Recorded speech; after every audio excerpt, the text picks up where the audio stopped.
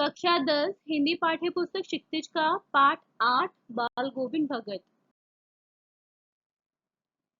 Hello everyone, आज हम क्षितिज पाठ्य पुस्तक के गद्य खंड जो है उससे पाठ 8 करेंगे। राम वृक्ष बेनीपुरी इसके लेखक हैं। तो सबसे पहले हम उनका जीवन परिचय देख लेते हैं। तो राम वृक्ष बेनीपुरी का जन्म बिहार के मुजफ्फरपुर जिले के बेनीपुर गांव में सन 1899 में हुआ। माता पिता का निधन बचपन में ही हो जाने की वजह से जीवन के जो भी उनके शुरुआती साल थे वो मतलब काफी ज्यादा अभावों, कठिनाई और संघर्ष में बीते। 10वीं तक की शिक्षा प्राप्त करने के बाद वो सन 1920 में राष्ट्रीय स्वाधीनता आंदोलन से सक्रिय रूप से जुड़ गए। कई बार जेल भी गए। उनका जो देहावसान है वो सन 1968 में हुआ। 15 वर्ष की अवस्था में बेनीपुरी जी की रचनाएं पत्र पत्रिकाओं में छपने लगी। वो बेहद प्रतिभाशाली पत्रकार थे। उन्होंने कई दैनिक, साप्ताहिक, मासिक पत्र पत्रिकाओं का संपादन किया, जिनमें तरुण भारत, किसान मित्र, बालक, युवक, योगी, जनता, जनवाणी, नई धारा उल्लेखनीय है।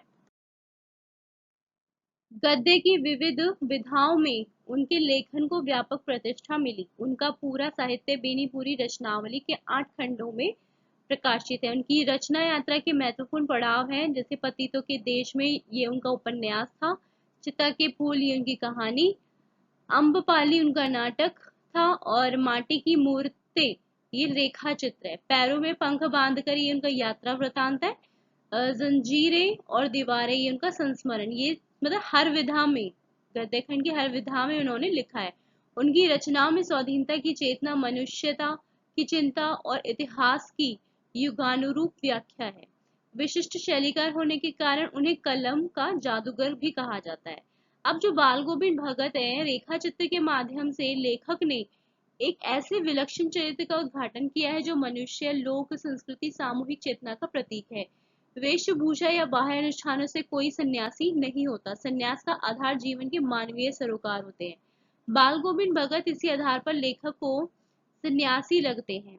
ठीक है, तो ये जो पाठ है वो सामाजिक रूढ़ियों पर भी प्रहार करता है। इस रेखा चित्र की एक विशेषता ये है कि बाल गोविंद भगत के माध्यम से ग्रामीण जीवन की राजीव झांकी देखने को मिलती है। तो ये जो पाठ है बाल गोविंद भगत, इसमें ये एक तरीके से रेखा चित्र है जिसमें उन्होंने सामाजिक रूढ़ियों के बारे में बताया है। तो चलिए हम इस पाठ को पढ़ते हैं कि लेखक ने बाल गोविंद भगत के बारे में इसमें क्या बताया है। तो जो बाल गोविंद भगत है वो मंझोले कद के गोरे चिट्टे आदमी थे। मंझोले यानी कि ना तो ज्यादा बड़े थे, लंबे थे, और ना ही बहुत ज्यादा छोटे कद के, मतलब बीच के थे। 60 से ऊपर के ही होंगे, मतलब उनकी जो उम्र है वो 60 साल से ऊपर की ही होगी। बाल पक गए थे यानी सफेद हो गए थे, क्योंकि उनके बाल, लंबी दाढ़ी या जटा जूट तो नहीं रखते थे, किंतु हमेशा उनका चेहरा सफेद बालों से ही जगमग किए रहता। मतलब जटा जूट यानी कि लंबे बाल थे। उनकी जो दाढ़ी है वो काफी लंबी लंबी, मतलब बहुत ज्यादा लंबे बाल नहीं थे, पर हाँ उनका जो चेहरा था ना वो हमेशा बालों से ही, सफेद रंग के बालों से ही उनका जो चेहरा था वो जगमगाए रहता था। कपड़े बिल्कुल कम पहनते थे, कमर में एक लंगोटी मात्र और सिर में कबीर पंथियों की सी कनफटी टोपी। मतलब वो कैसा भी मौसम हो कपड़े कम ही पहनते थे, ज्यादा कुछ नहीं, कमर पर एक लंगोटी बांध लेते थे और सिर पे कबीर पंथियों के जैसी कनफटी टोपी। जब जाड़ा आता एक काली कमली ऊपर से ओढ़े रहते। अब जब कभी ठंड बढ़ जाती थी तो वो सिर्फ एक काला कंबल ओढ़ लिया करते थे। मस्तक पर हमेशा चमकता हुआ रामानंदी चंदन, जो नाक के एक छोर से ही औरतों के टीके की तरह शुरू होता। अब क्या होता था कि माथे पे वो क्या लगाते थे, रामानंदी चंदन, जो कि चमकता रहता था। और उसको लगाने का तरीका भी मतलब अलग था उनका। नाक के एक छोर से यानी कि एक किनारे से, जैसे कि औरतें टीके लगाती हैं उस तरीके से लगाते थे। गले में तुलसी की जड़ों की एक बेडौल माला बांधे रहते। बेडौल यानी कि मतलब जो भद्दी सी हो, ठीक से ना हो, तो वो दिखने में अजीब लगती थी। ऊपर की तस्वीर से ये नहीं माना जाए कि बाल गोविंद भगत साधु थे। अब यहाँ पे कवि ये क्लैरिफाई करना चाहते हैं, सॉरी जो लेखक हैं वो हमें ये बताना चाहते हैं कि जो ऊपर के पूरे पैराग्राफ में जितना भी बाल गोविंद भगत के बारे में बताया है उसे पढ़कर हम लोग ये ना सोचे कि बाल गोविंद भगत कोई साधु थे। वो कहते हैं कि नहीं, बिल्कुल गृहस्थ, वो कहते हैं कि बिल्कुल भी ऐसा नहीं है, वो एक गृहस्थ यानी कि बाल बच्चे वाले आदमी थे। उनकी गृहिणी की तो मुझे याद है, वो कहते हैं कि उनकी पत्नी का तो मुझे याद नहीं, लेकिन उनके बेटे और पतोहू पतोहू को मैंने देखा था। मतलब जो लेखक है वो बता रहे हैं कि मैंने उनके बेटे और बेटे की बहू को देखा था। थोड़ी खेती बाड़ी खेती किसान थे, खेती बाड़ी करते थे, और एक अच्छा साफ सुथरा उनका मकान भी था। किंतु खेती बाड़ी करते, परिवार रखते भी बाल गोविंद भगत साधु थे। साधु की सब परिभाषाओं में खरे उतरने वाले। अब यहाँ पे जो लेखक है वो हमें बताते हैं कि बेशक जो बाल गोविंद भगत है वो खेती बाड़ी करते थे, परिवार वाले व्यक्ति थे, गृहस्थ थे, है ना, लेकिन फिर भी वो साधु जैसे ही थे, क्योंकि साधु की जो एक पूरी विशेषताएं होती है ना, वो उस उनके अंदर पूरी तरीके से थी। कैसे? क्योंकि वो ज्यादा कपड़े भी नहीं पहनते थे, है ना, लंबी दाढ़ी, मतलब उनकी जो दाढ़ी थी वो सफेद बालों से ढकी हुई थी, और कबीर को साहब मानते थे, मतलब वो कबीर में विश्वास रखते थे, और कबीर को क्या मानते थे? साहब। उन्हीं के गीतों को वो गाते रहते थे, उन्हीं के आदेशों पर वो चलते थे, कभी झूठ नहीं बोलते, खरा व्यवहार रखते, किसी से भी दो टूक बात करने में संकोच नहीं करते, ना किसी से खामखा झगड़ा मोल लेते। अब से सारी जो विशेषताएं वो कैसी हैं? साधु जैसी हैं, है ना। अब क्या था कि वो किसी से भी बिना वजह उलझते नहीं थे, और जो कुछ भी उनके मन में होता था वो एक टुक, मतलब बिल्कुल एकदम ठीक उनके सामने कह देते थे, किसी के भी, और बिना बात के किसी से झगड़ा मोल नहीं लेते थे, किसी की चीज नहीं छूते, ना बिना पूछे व्यवहार में लाते, मतलब वो बिना पूछे किसी की चीज को छूते भी नहीं थे, तो उसको इस्तेमाल करना तो बहुत दूर की बात थी। इस नियम को कभी कभी इतनी ज्यादा बारीकी तक ले जाते कि लोगों को कुतूहल होता, कभी वे दूसरों के खेत में शौच के लिए भी नहीं बैठते। अब क्या होता था कि वो इस नियम को इतना ज्यादा बारीकी से मानते थे कि वो जब कभी ऐसा होता था कि उन्हें अगर शौच के लिए जाना हो तो वो किसी दूसरे के खेत में नहीं जाते थे।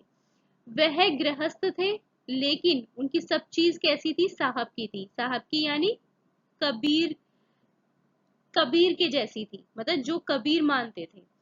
जो कुछ खेत में पैदा होता सिर पर लादकर पहले से साहब के दरबार में ले जाते, जो उनके घर से 4 कोस दूर था। साहब के दरबार में यानी कि कबीर, एक मठ का बताया गया है कि कबीर के मठ तक ले जाते थे, ठीक है, जो कुछ भी उनकी फसल पैदा होती थी। एक कबीरपंथी मठ से मतलब वह दरबार में भेंट रूप रख लिया जाकर प्रसाद रूप में जो उन्हें मिलता उसे घर लाते और उससे गुजर चलाते, और फिर वहां से उनको जो भी भेंट में मिलता था, ठीक है, प्रसाद के तौर पर उसको मान लेते थे, और उसी से ही अपना पूरा जो परिवार है उसको चलाते थे। इन सब के ऊपर मैं तो मुग्ध था, उनके मधुर गान पर जो सदा सर्वदा ही सुनने को मिलते। कबीर के वे सीधे साधे पद जो उनके कंठ से निकलकर सजीव होते। अब यहाँ पे लेखक बताते हैं कि मैं तो इन सब के ऊपर, मतलब जो भी कुछ ऊपर बताया गया है उसके ऊपर मैं उनके जो भी गीत वो गुनगुनाते थे ना, बाल गोविंद भगत कबीर के जो गीत गुनगुनाते रहते थे हमेशा ही, उस पर इतना ज्यादा मैं मुग्ध था, मुझे बहुत पसंद थे कबीर के सीधे साधे पद जो बाल गोविंद भगत के कंठ से निकलते थे, जो गले से निकलते थे, जो भी वो बोलते थे, वो एकदम सजीव लगते थे।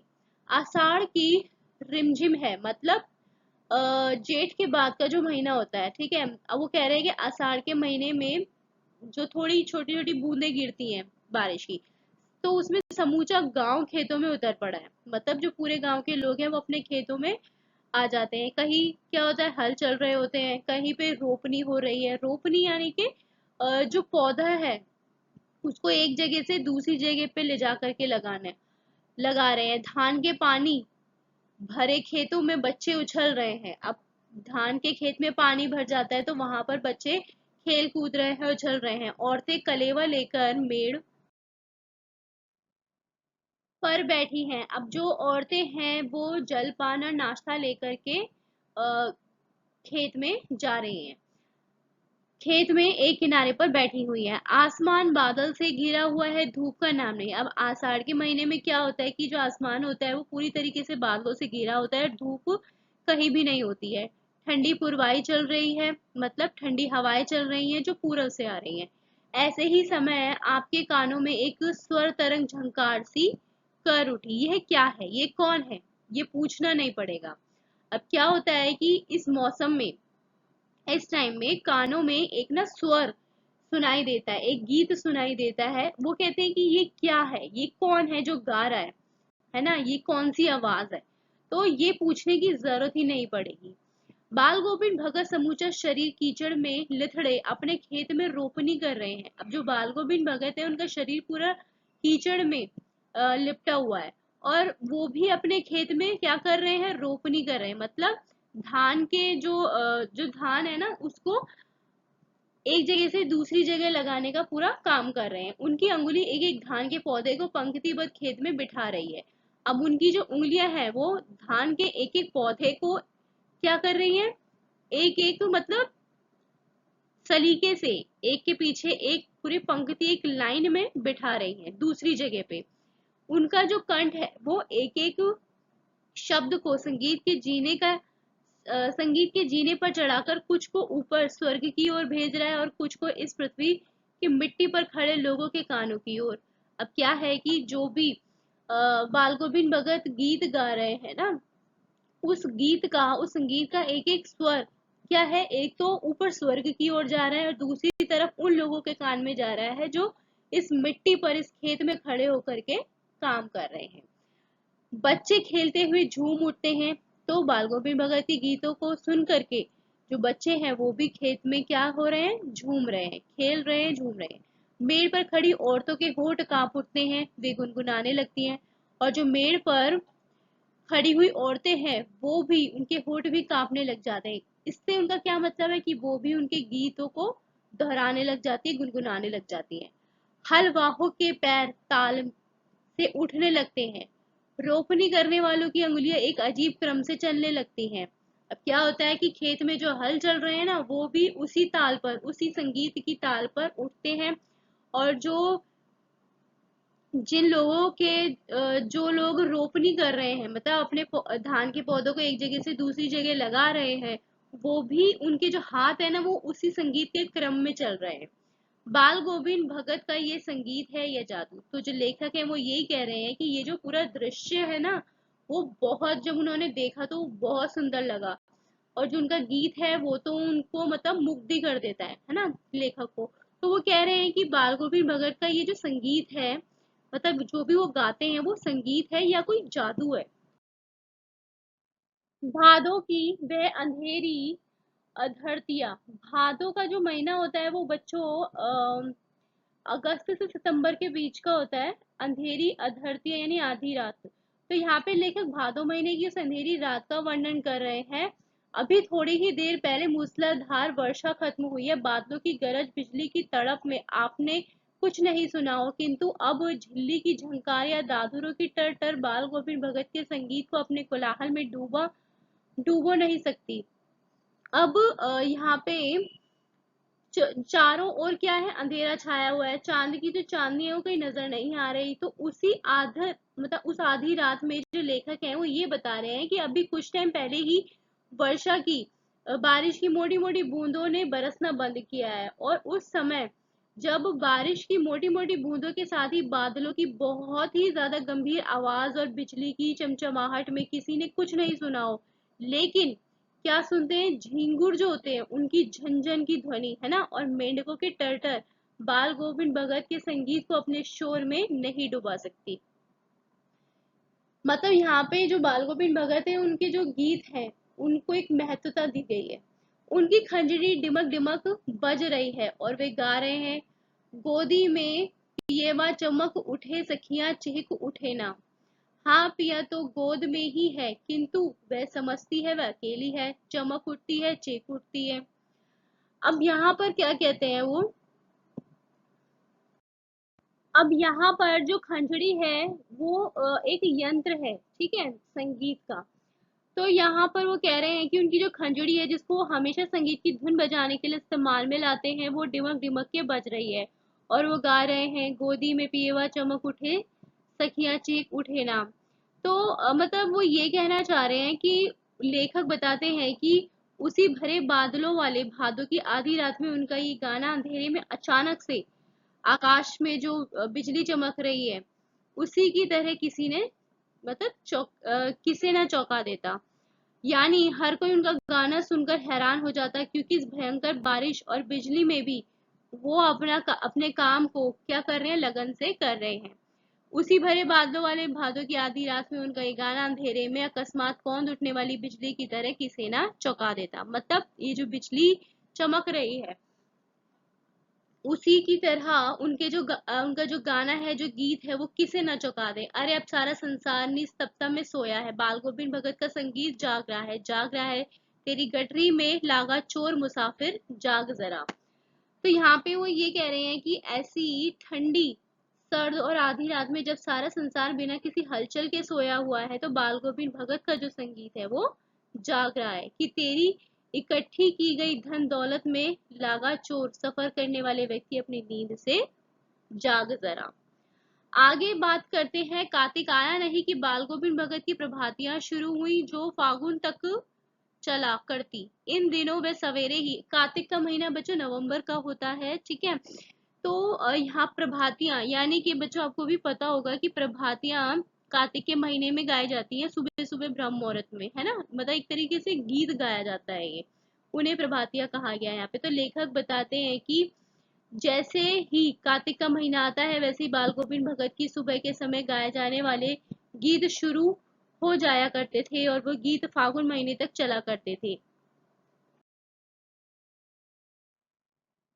उठते न जाने किस वक्त जगकर वह नदी स्नान को जाते, गांव से 2 मील दूर। वहां से नहा धोकर लौटते और गांव के बाहर ही पोखरे के ऊंचे भिड़े पर अपनी खंजड़ी लेकर जा बैठते और अपने गाने टेरने लगते। अब होता क्या था कि इन महीनों में वो सुबह ही जल्दी उठ जाते थे, और किसी को भी ये पता नहीं चल पाता था कि वो किस वक्त जग जाया करते थे, और हमेशा नदी में स्नान करने जाते थे, वो जो कि उनके गांव से 2 मील दूर थी। और उसके बाद जब वो वहां से नहा धोकर जब वो घर की तरफ लौटते थे, तो घर आने से पहले गांव के बाहर ही एक तालाब था, वो उसके ऊंचे हिस्से पर अपनी खंजड़ी लेकर बैठ जाया करते थे और अपने गाने गुनगुनाने लगते थे। मैं शुरू से ही देर तक सोने वाला हूँ, किंतु एक दिन माघ की उस दांत किटकिटाने वाली भोर में भी उनका संगीत मुझे पोखरे पर ले गया था। अभी आसमान के तारों के दीपक बुझे नहीं थे।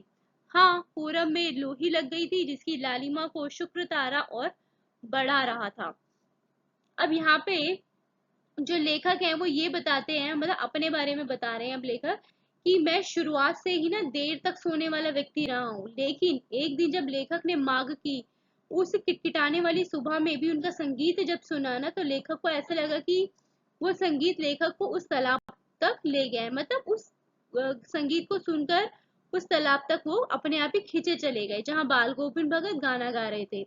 लेखक उस समय के बारे में बताते हैं कि तब आसमान में पूरी तरह से जो तारे हैं ना, वो ओझल नहीं हुए थे, मतलब पूरी तरीके से गए नहीं थे, किंतु हाँ, पूरब में हल्की लालिमा आ गई थी। उस लालिमा को शुक्र तारा और भी ज्यादा बढ़ा रहा था। खेत बगीचा घर सब कुहासा छा रहा था, सारा वातावरण अजीब रहस्य से आवृत मालूम पड़ता था। उस रहस्यमय वातावरण में एक कुश की चटाई पर पूरब मुंह काली कमली ओढ़े बाल गोविंद भगत अपनी खंजड़ी लिए बैठे थे। उनके मुंह से शब्दों का तांता लगा था, उनकी अंगुलियां खंजड़ी पर लगातार चल रही थी। आगे वो बताते हैं कि खेत बगीचा घर सब पर मतलब कोहरा सा छाया हुआ था, सारा वातावरण अजीब से रहस्य से ढका हुआ मालूम लग रहा था। उस रहस्य में वातावरण में एक तरह से मतलब एक प्रकार के घास से बनी चटाई पर पूरब की ओर मुंह किए हुए छोटा सा काला कंबल ओढ़कर बाल गोविंद भगत अपनी खंजड़ी लेकर बैठे हुए थे। उनके मुंह से लगातार शब्द जो है वो निकल रहे थे, मतलब वो अपना गाना जो है मस्त अपने मग्न होकर के गा रहे थे। उनकी जो उंगलियां हैं वो खंजड़ी पर लगातार चल रही थी, मतलब उसको बजा रहे थे वो, है ना। संगीत उत्पन्न कर रहे थे वो अपने गाने वो गाते गाते इतने मस्त हो जाते थे कि इतने मतलब मतलब इतने उत्तेजित होते थे कि उनके उनको देखकर ऐसा मालूम लगता था कि जैसे वो गाने गाते हुए कभी भी खड़े हो जाएंगे। गाते गाते इतने मस्त हो जाते, इतने सुरूर में आते, उत्तेजित होते कि मालूम होता अब खड़े हो जाएंगे। कमली तो बार बार सिर से नीचे सरक जाती। मैं जाड़े से कपकपा रहा था, किंतु तारे की छांव में भी उनके मस्तक के श्रम बिंदु जब तब चमक ही पड़ते। मतलब उनका छोटा सा जो कंबल था वो बार बार सिर से नीचे खिसक जाता था। लेखक बताते हैं कि उस ठंड से वो कपकपा रहे थे, परंतु तारों की छांव में भी बाल गोविंद भगत के माथे पर उनके गाना गाने के परिश्रम से आई पसीने की बूंद जब जब चमक ही पड़ती थी। कहने का मतलब उनका ये है कि जिस ठंड में दूसरे लोग जो थे वो इतने कपकपा रहे थे उस ठंड से, बाल गोविंद भगत अपने गाने को गुनगुनाने का जो क्रम है वो तोड़ते ही नहीं थे, मतलब कंटिन्यूअसली गाते थे। और जब वो गाना गुनगुनाने लगते थे तो उन्हें ठंड का पता ही नहीं चलता था। गर्मियों में उनकी संझा कितनी उमस भरी शाम को न शीतल करती। अपने घर के आंगन में आसन जमा बैठते। गांव के उनके कुछ प्रेमी भी जुट जाते। खंजड़ी और करतालों की भरमार हो जाती। एक पद बाल गोविंद भगत कह जाते, उनकी प्रेमी मंडली उसे दोहराती तिहराती। धीरे धीरे स्वर ऊंचा होने लगता, एक निश्चित ताल, एक निश्चित गति से। उस ताल स्वर के चढ़ाव के साथ श्रोताओं के मन भी ऊपर उठने लगते। धीरे धीरे तन मन पर हावी हो जाता। होते होते एक क्षण ऐसा आता कि बीच में खंजड़ी लिए बाल गोविंद भगत नाच रहे हैं और उनके साथ ही सबके तन और मन नृत्यशील हो उठे हैं।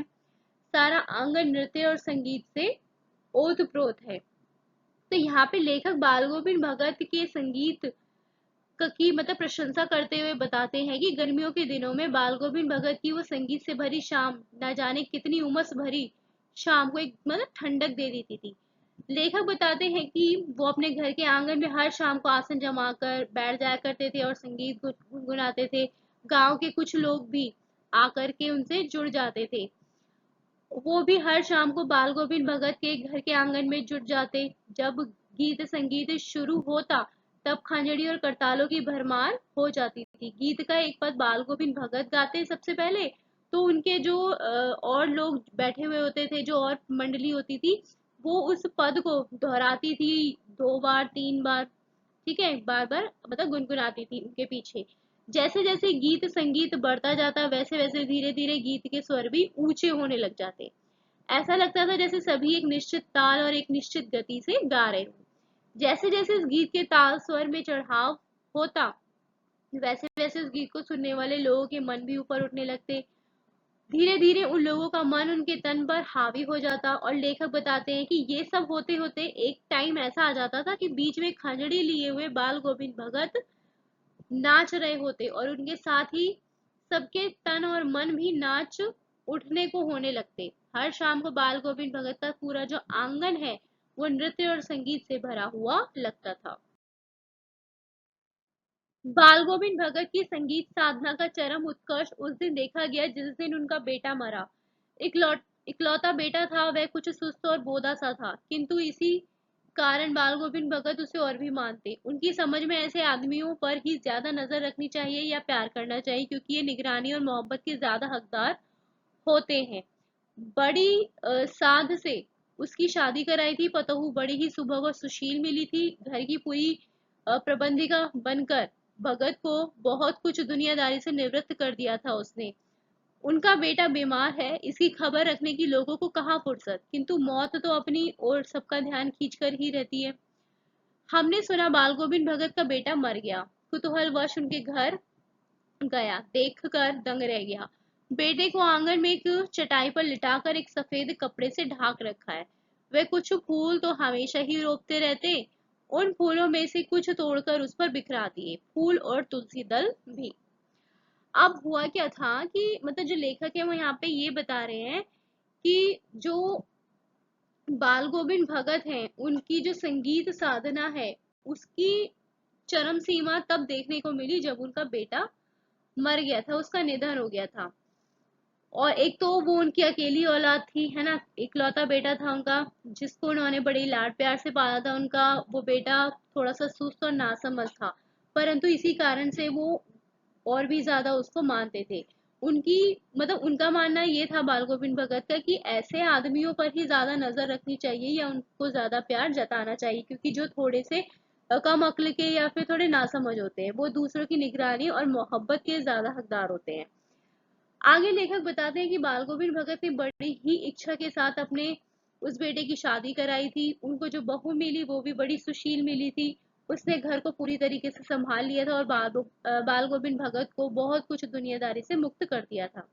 उनका बेटा बीमार है, इसकी खबर रखने की लोगों को फुर्सत तो मिलती थी नहीं, लेकिन होता क्या है ना कि जब भले ही कोई जिंदा होने पर आपकी खबर ना ले, लेकिन जब मर जाते हैं, जब उनके कानों में पड़ती है तो उनका ध्यान आकर्षित हो ही जाता है ना। तो इसी तरीके से लेखक और बाकी सभी ने ये सुना कि बाल गोविंद भगत का बेटा जो है वो मर गया है।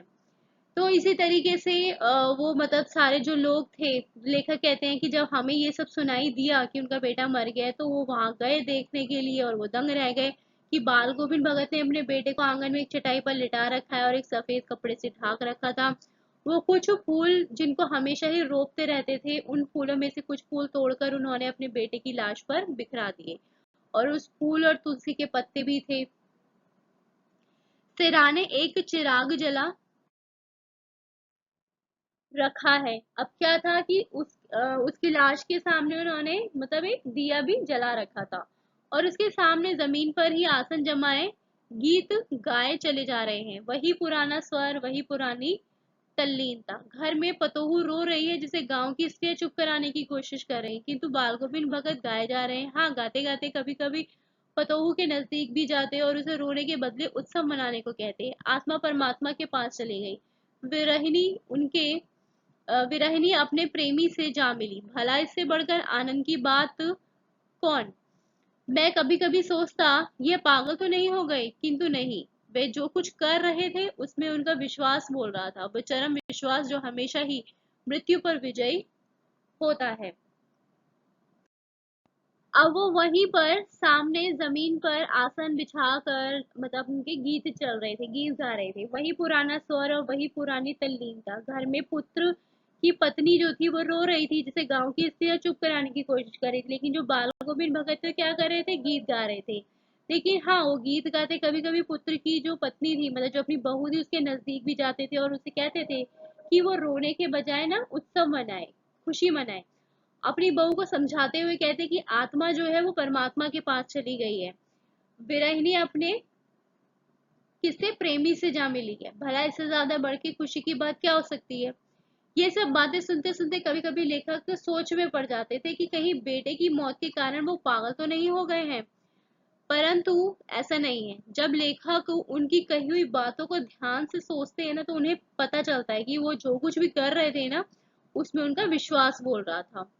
तो हमेशा ही जो मृत्यु है मतलब जो विश्वास है, जो वो हमेशा ही मृत्यु पर विजयी होता है। मतलब कहने का उनका मतलब ये है कि आत्मा का परमात्मा से मिलन जो है वो एक तरीके से मोक्ष का मिल जाना है ना।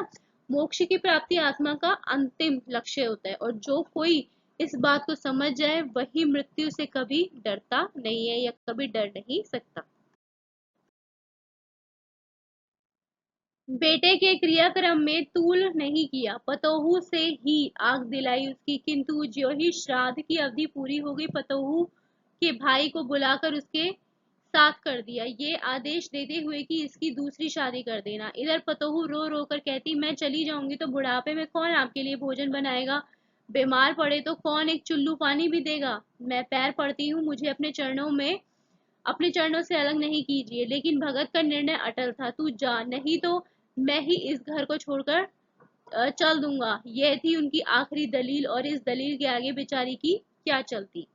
अब जो लेखक है वो ये बताते हैं कि बाल गोविंद भगत ने अपने बेटे के अंतिम कर्मों में भी कोई दिलचस्पी नहीं दिखाई, यहाँ तक कि उनके बेटे को आग भी उनकी बहू से ही दिलवाई। किंतु जैसे ही पितरों और मृत व्यक्तियों के लिए किया जाने वाला जो भी धार्मिक काम होता है, पिंडदान होता है, ये पूरा मतलब जो काम था उसका समय पूरा हुआ, वैसे ही अपनी बहू के भाई को बुलाकर उसे उसके साथ भेजने के लिए, मतलब भेज देना चाहा और कहा कि इसकी दूसरी शादी करा देना। लेकिन जो बहू थी उनकी, वो रो रो कर कह रही थी कि मुझे मतलब अपने चरणों से दूर मत कीजिए, इस बुढ़ापे में आपकी देखभाल कौन करेगा, कौन आपको भोजन बनाएगा, अगर बीमार पड़ोगे तो कौन आपको जरा भी पानी देगा। तो उनकी जो बहू थी वो जानती थी कि अगर वो चली जाएगी तो बाल गोविंद भगत बिल्कुल अकेले हो जाएंगे। वो बाल गोविंद भगत के पैर पड़ रही थी और उसे अपने चरणों से अलग ना करने के लिए उनसे मतलब विनती कर रही थी। लेकिन जो बाल गोविंद भगत हैं वो मतलब पूरे मतलब पक्के थे। उन्होंने एक बार जो कह दिया सो कह दिया, और कहने लगे कि अगर तुम नहीं जाओगी तो भाई मैं चला जाऊंगा फिर ये घर छोड़ के। तो अब इस बात के आगे उस बेचारी की क्या चलती। बाल गोविंद भगत का बाल गोविंद भगत की मौत उन्हीं के अनुरूप हुई। वे हर वर्ष गंगा स्नान करने जाते। स्थान पर उतनी आस्था नहीं रखते जितनी संत समागम और लोक दर्शन पर। पैदल ही जाते। करीब 30 कोस पर गंगा थी। साधु को संभल लेने का क्या हक, और गृहस्थ किसी से भिक्षा क्यों मांगे। अतः घर से खाकर चलते तो फिर घर पर ही लौट कर खाते। रास्ते भर खंजड़ी बजाते गाते, जहाँ प्यास लगती पानी पी लेते। 4-5 दिन आने जाने में लगते, किंतु इस लंबे उपवास में भी वही मस्ती। अब बुढ़ापा आ गया था किंतु टेक वही जवानी वाली। इस बार लौटे तो तबीयत कुछ सुस्त थी। खाने पीने के बाद भी तबीयत सुधरी नहीं और थोड़ा बुखार आने लगा। अब हुआ क्या था कि यहाँ पे लेखक बताते हैं कि बाल गोविंद भगत की मौत बिल्कुल उन्हीं के मुताबिक हुई थी। हर साल जैसे कि वो गंगा स्नान करने जाते थे, उनकी स्नान पर उतनी आस्था नहीं होती थी जितनी साधु संतों से मिलने और उस जगह को देखने की होती थी। मतलब कि मतलब घूमना फिरना पसंद था उनको। वो पैदल ही जाते थे, उनके घर से करीब 30 कोस दूर पर वो गंगा थी। लेखक कहते हैं कि साधु को किसी का सहारा लेने का क्या हक है ना, और गृहस्थ किसी से भी भिक्षा क्यों मांगे। इसलिए इसी सोच के कारण बाल गोविंद भगत घर से खाकर चलते तो फिर घर पर ही लौट कर खाते। रास्ते भर खंजड़ी बजाते और जहाँ प्यास लगती पानी पी लेते थे। 4-5 दिन आने जाने में लगते। अब क्या था कि भूखे रहते तो एक तरीके से उपवास हो जाता था उनका काफी लंबा। तो बुढ़ापा तो आ ही गया था, लेकिन जो टेक थी वो बिल्कुल जवानी वाली थी। लेखक बताते हैं कि अंतिम बार जब वो लौटे थे ना तो उनकी तबीयत थोड़ी ठीक नहीं थी। खाने पीने के बाद भी उनकी तबीयत जो थी वो सुधरी नहीं थी, किंतु नेम व्रत तो छोड़ने वाले नहीं थे। वही दोनों जून गीत, स्नान ध्यान, खेती बाड़ी देखना दिन दिन छीजने लगे। लोगों ने नहाने धोने से मना किया, आराम करने को कहा, किंतु हंसकर टाल देते रहे। उस दिन भी संध्या में गीत गाए, किंतु मालूम होता है जैसे तागा टूट गया हो। माला का एक एक दाना बिखरा हुआ भोर से लोगों ने गीत नहीं सुना। जाकर देखा तो बाल गोविंद भगत नहीं रहे, सिर्फ उनका पंजर पड़ा है। अब क्या था कि उनकी तबीयत सुधरी नहीं थी, है ना। अपने रोज के कामों को तो छोड़ने वाले वो थे नहीं। थोड़ा बुखार भी आ गया था उनको। वही दोनों समय गीत गुनगुनाना, स्नान ध्यान, खेती बाड़ी देखना, ये सब करने लग लग जाते थे। कमजोर भी हो गए थे। उनकी तबीयत को देखते हुए लोगों ने उन्हें नहाने धोने से भी मना करा, लेकिन वो क्या करते थे, बात को टाल देते थे। जिससे क्या हुआ कि लोग उनको नहाने धोने को मना करते, आराम करने को कहते, लेकिन वो हंस के टाल देते थे। तो जो लेखक है वो बाल गोविंद भगत का जो आखिरी दिन था ना उसके बारे में बताते हैं कि उस दिन भी शाम के टाइम में उन्होंने गीत गाए, लेकिन उस समय ऐसा लग रहा था जैसे कोई जो तागा है ना वो टूट गया हो। माला का एक एक दाना बिखरा हुआ सा लग रहा था। सुबह के टाइम में लोगों ने जब गीत नहीं सुना ना उनका अगले दिन सुबह, तब जाकर देखा उन लोगों ने तो बाल गोविंद भगत नहीं रहे थे। सिर्फ उनका जो मांस और त्वचा थी ना उसी से ही ढके हुए शरीर की हड्डियां हड्डियां जो थी वो ढांचा पड़ा हुआ था उनका, बस मतलब वो अब नहीं रहे थे, वो खत्म हो गए थे। तो ये था बच्चों चैप्टर बाल गोविंद भगत। तो यहाँ पे लेखक ने हमें बाल गोविंद भगत के बारे में बताया कि किस तरीके के वो व्यक्ति थे, है ना। एकदम साधु जैसे थे घर परिवार वाले, लेकिन जो उनकी विशेषताएं थी, जिस तरीके से वो रहते थे, जिस तरह की उनके हरकतें थी, वो बिल्कुल साधु जैसी थी, है ना। और मतलब जितना भी उनका डेली रूटीन था, जैसे कि सुबह जल्दी उठना, गंगा स्नान के लिए नहाना, किसी से बिना वजह भिड़ना नहीं, है ना। बिना किसी से कुछ मांगना नहीं, किसी की चीज छूना नहीं, तो ये सारी चीजें बाल गोविंद भगत के बारे में हमने इस पाठ में पढ़ी।